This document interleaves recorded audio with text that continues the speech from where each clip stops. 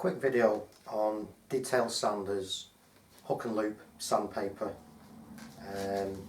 clogging, wearing, tearing as well, and also making your own, punching holes which don't quite work properly for the dust extraction. But generally overall it's the clogging. So I wanted to take a look at this herbal mesh, just see how it performs. We'll take a look at what it is. So as you can see, this is 240 grade, 5 in a pack, and here we have a piece of the mesh. So it's quite flexible and perforated. You can see through, and again it's got the loop on the back, so perfect for your hook and loop. Now you can buy specific ones for these, or something like this, these universal hook and loop. And if you notice, holes punched out and perforated, so you can have your different attachments. Not quite the right shape for this, but again useful. Tear off the end. There you have a pad, but then we have all this. So you can join them up, but what a mall. So like I say, I thought I'd give this a go.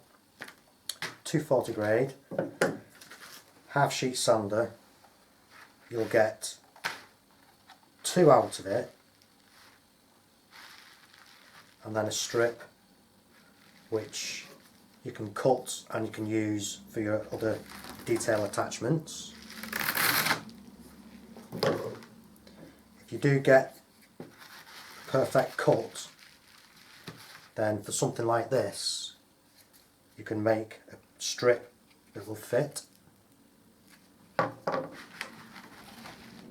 So yeah, down here I've got a piece, just flip that over. Got some pieces of mesh that were left over from when I was cutting and making. Yeah, no worries. Can make extra pieces.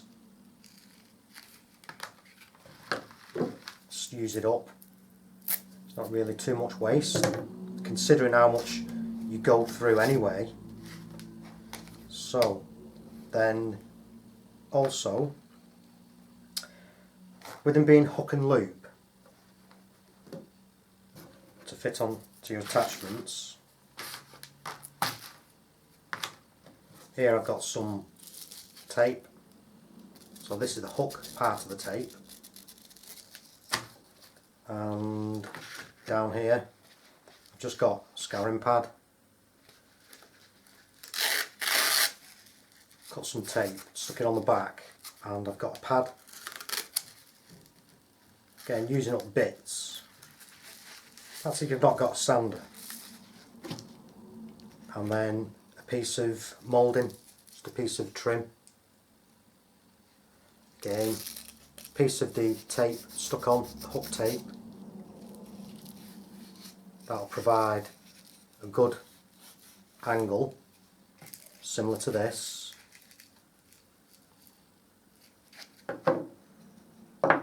So get all this off, and I just want to see how this performs on here. The clogging. I want to be able to sand all this surface, and remembering that again this is only 240. When I sand the flat surface, I'm going to be using the sander as it is, but at the moment I've got this attachment on, so just perfect for getting these rounded edges. Will sit nicely in there. If you don't have something like that, like I showed you,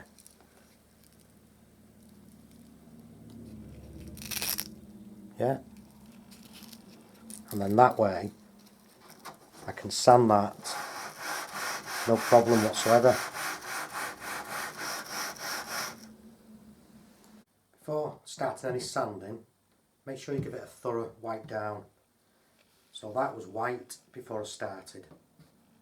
That was my last cloth, my last wipe. Quite dirty, quite nasty. And then obviously those, so give it a good clean, it'll help prevent clogging. So mask on, and then I can start sanding.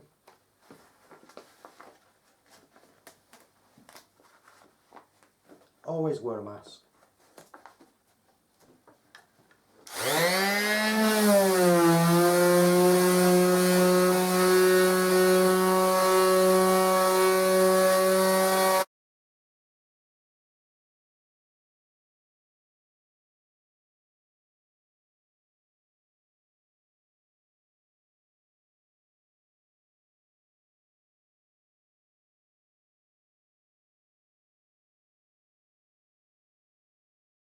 That's not bad at all, considering that this is finishing material.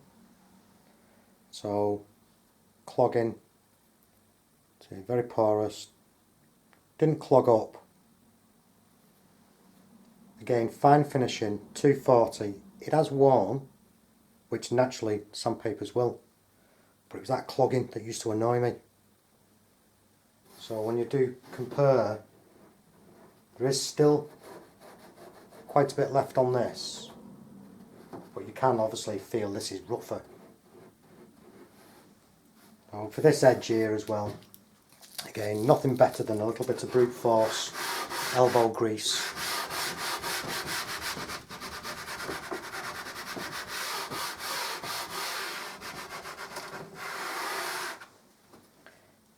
So really, for taking the varnish off this, you would use something like 180, 120, but this, yeah, 240. That did well. Not bad stuff. To get into these right angles here, got a trailing edge.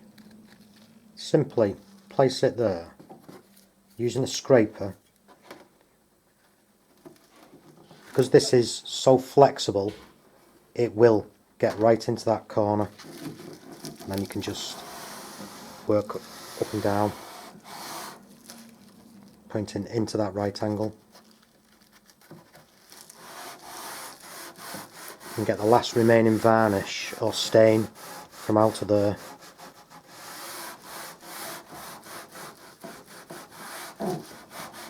Again, this is only finishing sandpaper, so after you've sanded this down with something like 80, then you'd work up, come to something like 240 to get it smoother, to accept your varnish or paint, stain, whichever you'll be doing.